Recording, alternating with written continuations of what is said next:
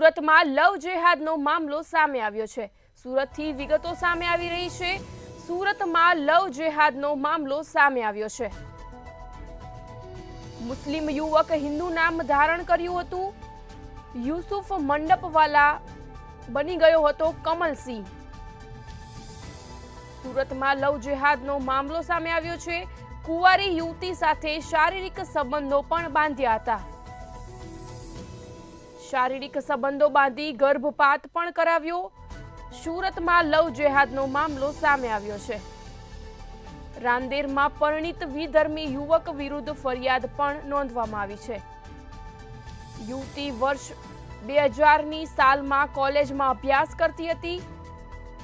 યુસુફે યુવતીના નામથી લોન લઈ મોપેડની ખરીદી કરી હતી।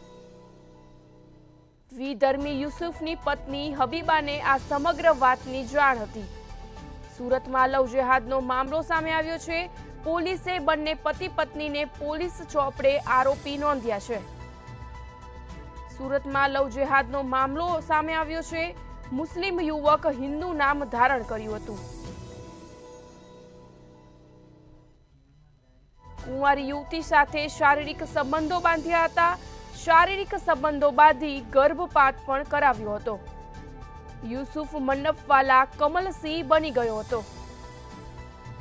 રાંદેરમાં પરિણીત વિધર્મી યુવક વિરુદ્ધ ફરિયાદ પણ કરવામાં આવી છે।